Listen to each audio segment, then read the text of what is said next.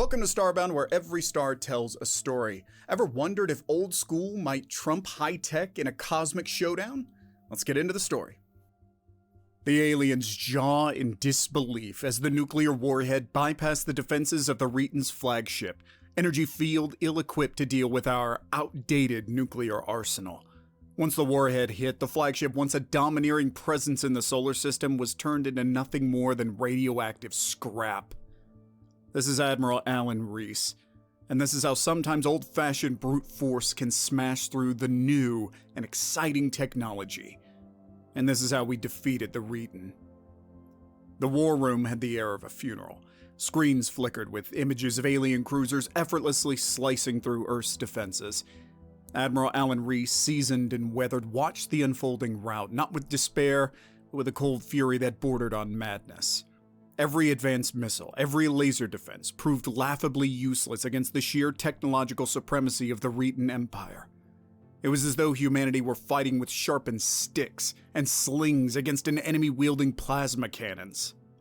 The aliens had arrived 3 months ago, their gargantuan ships spitting ultimatums: surrender resources, surrender technology, surrender yourselves.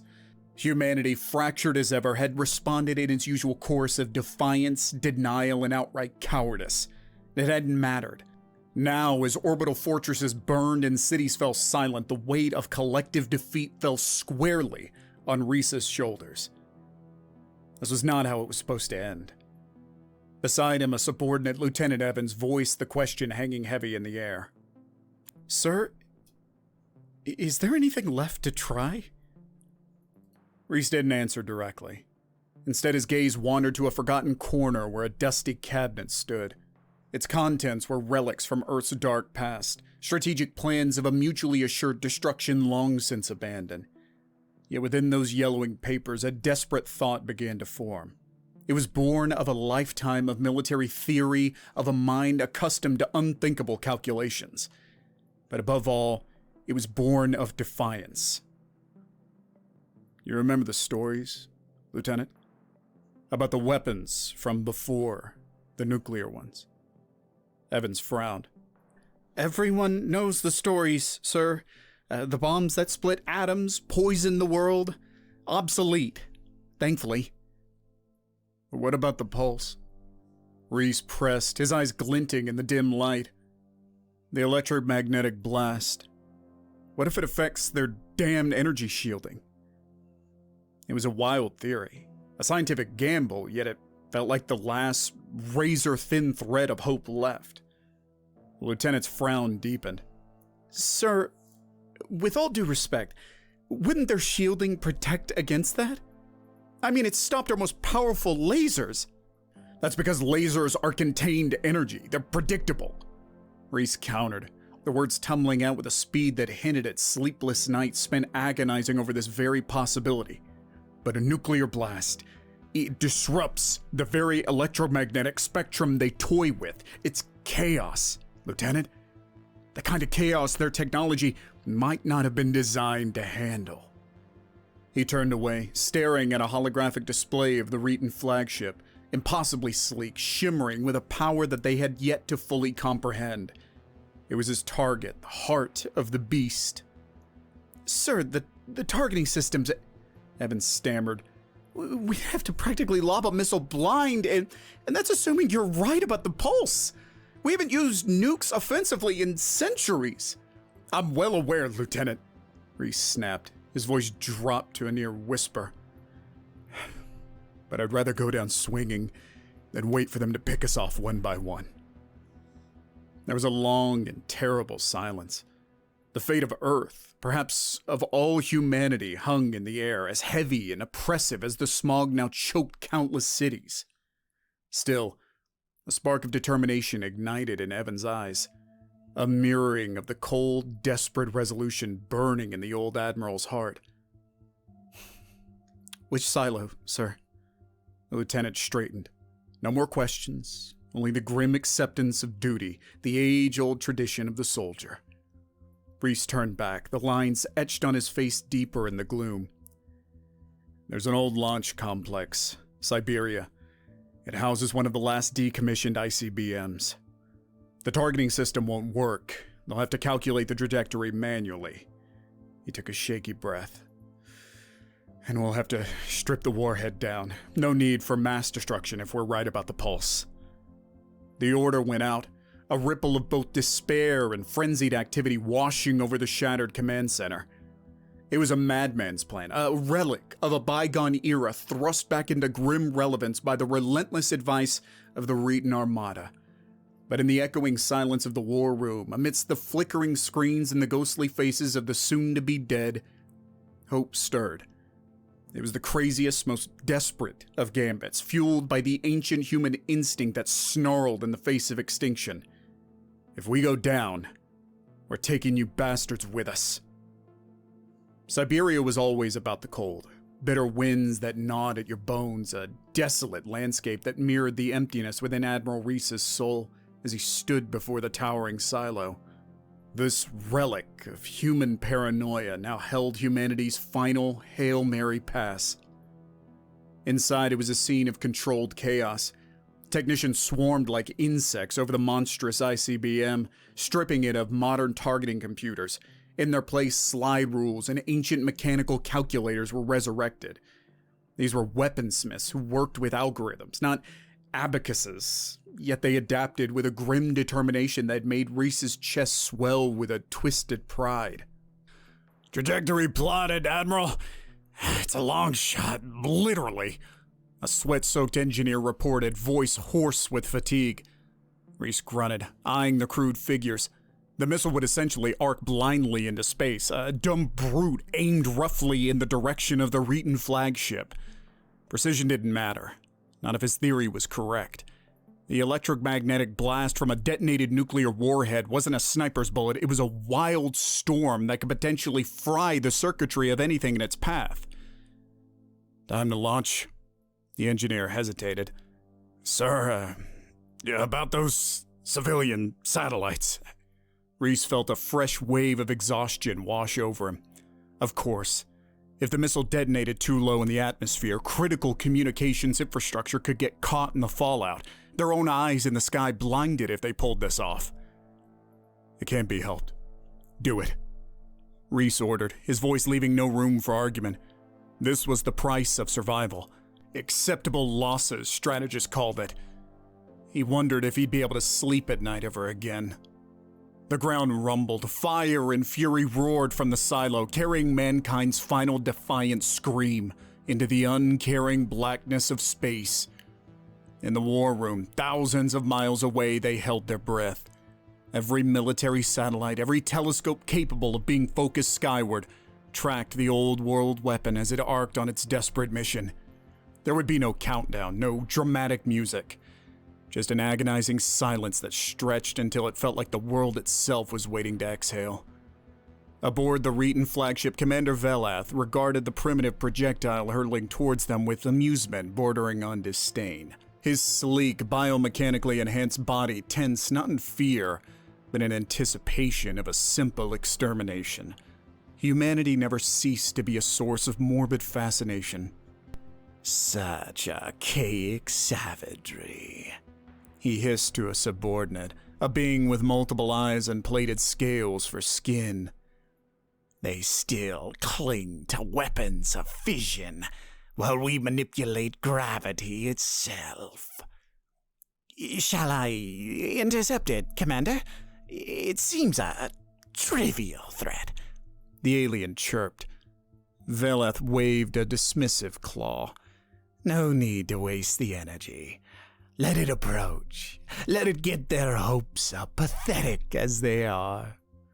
A cruel, almost human smirk warped his plated mouth. Then we will swat it out of existence, and let that be the final lesson for these stubbornly defiant species. The missile grew larger on their sensors, an insignificant speck against the backdrop of stars. It held its course, unerringly, as though guided by some primitive calculation. The Reetons watched, waiting for the moment to demonstrate their vastly superior technology, to blast this final act of human resistance out of existence with casual ease. But the moment never came. As the missile reached its apex and began its descent, instead of an order to obliterate it, Veleth heard a single word that froze the command center. Malfunction? The energy signature of their shielding system flickered, then faltered. A cascade of confused squawks and screeches erupted across the bridge. Readings spiraled into chaos as though some fundamental law of their technology had been broken. The pulse. It disrupted. Veleth stared as the ancient missile detonated, not with a planet-shattering explosion, but a blinding flash of electromagnetic rage. Sparks danced across vital consoles, panels exploded with internal fury, and the mighty shields, previously impenetrable, simply winked out. Not a mushroom cloud that had been taught in the academies, but a large ball of light. The Reetan shields and armor managing to absorb most of the damage, however their systems shattered, crackling and unresponsive. On Earth, a wave of shocked silence washed over the war room, quickly replaced by a surge of frenzied disbelief. Screens that had shown the inexorable advance of the Reetan fleet now flickered with static, then went dark. Are they down? Lieutenant Evans choked out, his disbelief mirroring Admiral Reese's own. Reese found his voice, still tinged with the acid of desperation. "Give me confirmation! Reach out to anyone, anywhere!" His command was followed by a flurry of activity. Every surviving antenna strained, seeking some signal from the suddenly silenced Reetan armada. Minutes stretched into eternity, a limbo between hope and the crushing prospect of a bitter reprieve. Then the first reports began trickling in. Fractured transmissions, garbled Mayday signals painted a picture of unprecedented chaos within the enemy fleet. Their shields are gone. Repeat, their shields are gone!" A voice crackled over the comms. "Multiple system failures across their entire... Hold on, wait. They're powering weapons, but they're firing erratically like they can't..." The transmission cut off into static. Reese exchanged a wide-eyed look with Evans. This wasn't a victory. The Reetans, exposed and vulnerable, were lashing out blindly. Humanity had inflicted a terrible wound, but the beast was still alive and still dangerous. "Get every fighter, every laser platform we have left into the air!" Reese's bellow echoed through the resurrected war room. "This is it, people. One chance to strike back while they're blind. One chance to drive them off." The order spread like wildfire. There was no time for strategy, no elegant tactics. Every surviving weapon platform, from jets hastily recalled from museum collections to ground-based lasers meant for orbital defense, focused skyward. It was a desperate, ragged counterattack, yet within it burned a ferocity born of survival, of the chance, however slim, to reclaim their world. Commander Veleth screeched in rage and disbelief as his flagship trembled from blind weapons fire. Consoles sparked, the once pristine bridge a scene of disarray. Around them, the mighty armada was in shambles. Ships collided, unable to maintain formation with their shields down. Weapon systems malfunctioned, firing devastating blasts that ripped through their own ranks. The sleek efficiency of the Reetan Empire had shattered in a matter of minutes, replaced by a panic of its own making. They'd never conceived of this, never considered that an inferior species could exploit the very foundations of their technology with such primitive savagery. Hubris, Veleth realized with dawning horror, had been their downfall. They dismissed Earth's archaic nuclear arsenal as a relic, a footnote in their conquest. Yet that footnote had rewritten their destiny. "Damage control!" He barked, but the reports coming in were garbled, filled with a new note of terror he'd never heard among his kind. "Evacuation protocols! Abandoned ship! To the escape pods!" It was an admission of defeat so unthinkable, Veleth almost choked uttering it. The Reetan Empire did not retreat. It did not flee. Yet faced with the specter of their crippled vessels burning in Earth's atmosphere, their only choice was a humiliating escape. On the holographic display, the first crude human fighters pierced the chaos of the Reetan fleet. Missiles streaked upwards. Explosions boomed among already damaged ships. It was a desperate, disorganized assault, but it was enough. The Retans, exposed and overwhelmed, became prey.